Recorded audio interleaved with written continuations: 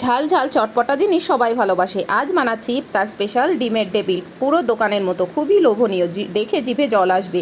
আর এই রেসিপিটা আমি বানিয়েছিলাম রোজার মাসে, তো আমার এডিটিং করা হয়নি।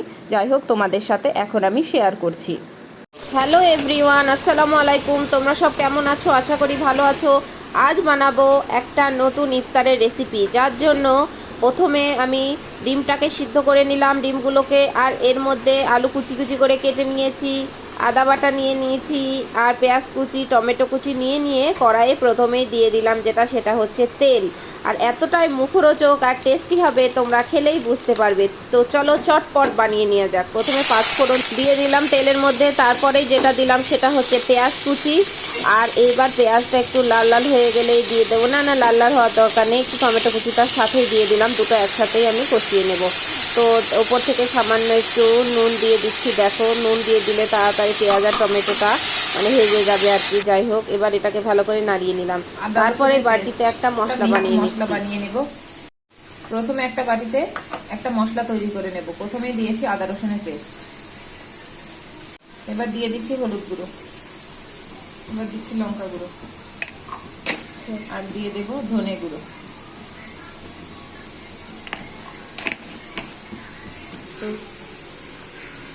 এবার সামান্য একটু পানি দিয়ে মশলাটাকে ভালো করে গুলিয়ে নিচ্ছি। আর নুন তো আগেই দেওয়া ছিল, তো এই দেখুন মশলাটাকে গুলিয়ে নিচ্ছি। এবার কড়াইয়ের মধ্যে দিয়ে দেব।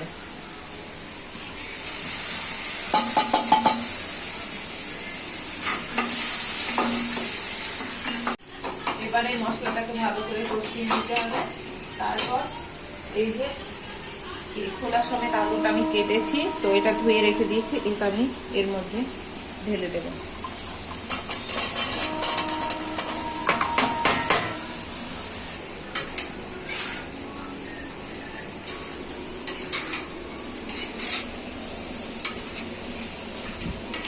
এবার এটাকে নাড়িয়ে এই কড়াইয়ের এটাকে ঢাকা দিয়ে ভাপেই সেদ্ধ করতে হবে। এর মধ্যে আমি এক ফোঁটা পানি দেব না। আর আজ বানাবো যেহেতু ডিমের টেবিল, তো ওটা খুব টেস্টি করে একদম সহজ পদ্ধতিতে তোমাদের দেখাবো, যে তোমরাও রোজার মাসে ইফতারিতে চট করে বানিয়ে নিতে পারো।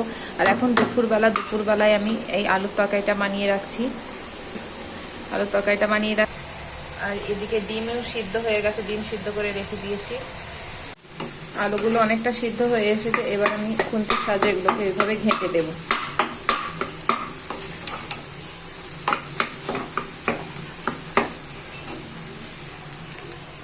এবার আমি একটু ম্যাগি মশলা ইউজ করব এর মধ্যে, অল্প একটু স্বাদের জন্য। আর দেব একটু ধনেপাতা। এই যে আমার তরকারি রেডি হয়ে গেছে। ইফতারের সময় গরম গরম ডিমের টেবিল বানিয়ে নেব। তো এই যে তরকারিটা আমি এবার গ্যাসটা অফ করে ঢাকা দিয়ে রেখে দেব।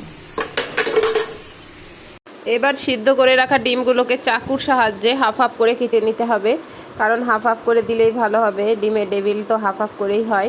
যাই হোক, এই দেখো চাকুর সাহায্যে তোমাদের দাদাভাই কেমন কেটে নিচ্ছে পুরো হাতটা দিয়ে। আর এদিকে ব্রেড ক্রাম্বস লাগবে, ব্রেড ক্রাম্বসটা একটা বাটির মধ্যে ঢেলে নিচ্ছে এটাকে কোট করার জন্য। তো আর এদিকে যে আলুটা রান্না করা রাখা আছে, আর ওইদিকে ডিমটা কেটে নিয়েছে, ব্রেড ক্রাম্বসও রেডি। এবার আলুটাকে হাত দিয়ে ভালো করে ম্যাশ করে নিচ্ছে সফটভাবে, তাহলে যখন আলুর মধ্যে ডিমটা ভরবে বা হাত দিয়ে যখন ওটাকে গড়বে তখন কোনো অসুবিধা হবে না। যাই হোক, সব রেডি।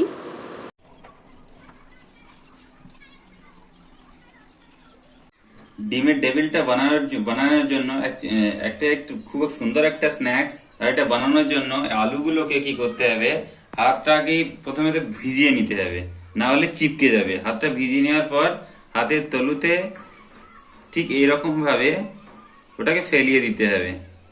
ফেলিয়ে দেওয়ার পর ডিমটা ঠিক তার মাঝখানে রেখে ওটাকে চারিদিক দিয়ে মুড়িয়ে দিতে হবে।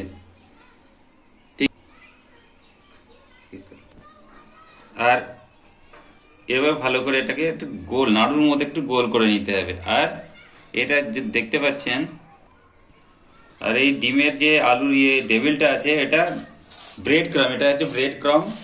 যে কোনো মুদিখানার দোকানে গিয়ে বললেই আপনাকে দিয়ে দেবে। আর এটাকে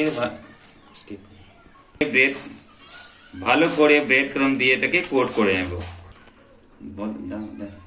হুম, হ্যাঁ, এটা কোট করলে কি হবে, এটা খুব মুচমুচে আর খাস্তা হয়ে যাবে, আর এত সুন্দর টেস্ট। আপনারা একবার বানিয়ে পাক্কা বানিয়ে দেখবেন বাড়িতে।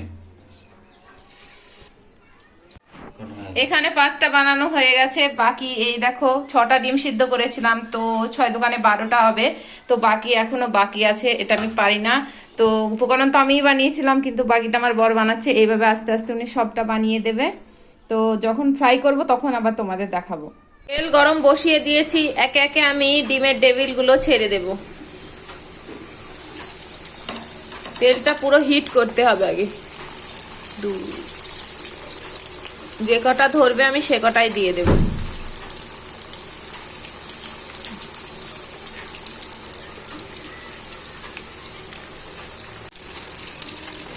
ব্রাউন ব্রাউন হয়ে গেছে, উল্টে পাল্টে ভালো করে ফ্রাই করে নিতে হবে, আর তেলটা পুরো হিট থাকলে তবেই ক্রাঞ্চি হবে আর কি। তো ভালো করে হিট করে নিয়েছি, আর বেশি দেয়নি, একসাথে ছটা ছটা করে দেবো, কারণ বেশি একসাথে দিলে ভেঙে যেতে পারে। তো আমি এখানে দাঁড়িয়ে দাঁড়িয়ে এগুলো ভাজাভাজি করছিলাম, বাকি ফল টল তো কাটা আগেই হয়ে গিয়েছিলো ইফতারের জন্য। তো এই দেখো প্রথমবারটা দিয়েছিলাম যে কড়াইটা ওইটাই। তো এটা এবার ছেঁকে তুলে নেব, তারপরে আবার কয়েকটা ডিমের ডেকে ছেড়ে দেবো, কারণ কড়াইটাও খুব একটা বড় না, আর একসাথে দেওয়াটাও ঠিক হবে না। তো যাই হোক, আবার দ্বিতীয়বার আমি ছেড়ে দিলাম একটা একটা করে। তো এবার এইভাবে 2বার আমি ভালো করে ভেজে নিয়েছি, ছটা ছটা করে 12টা, কারণ যেহেতু 6টা ডিম ছিল তাই 12টাই হয়েছিল।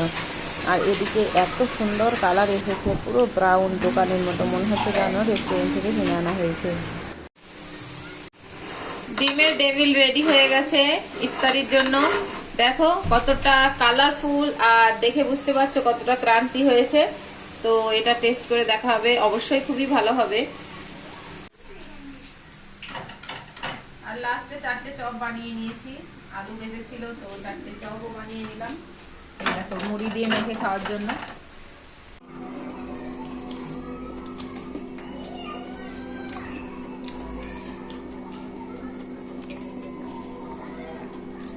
দারুণ। যাই হোক, ইফতারের পর দুজন মিলে বসে ডিমের ডেবিল খেলাম, অসাধারণ হয়েছে, বিশ্বাস করো মুখে দিয়ে পুরো মনে হচ্ছে অমৃত। তো খুব ভালো লেগেছে, তোমরা অবশ্যই ট্রাই করে দেখো, আশা করি তোমাদের খুব ভালো লাগবে। আর নতুন নতুন ভিডিও পেতে আমার চ্যানেলটাকে সাবস্ক্রাইব করে দিও, আরও আমি খাবারের নতুন নতুন ভিডিও দেবো, কারণ আমি রান্না করতে খুব ভালোবাসি আর আমার বর খেতে খুব ভালোবাসে। টাটা, বাই বাই, খুদা হাফেজ, তোমরা সব ভালো থেকো, সুস্থ থেকো, বাই।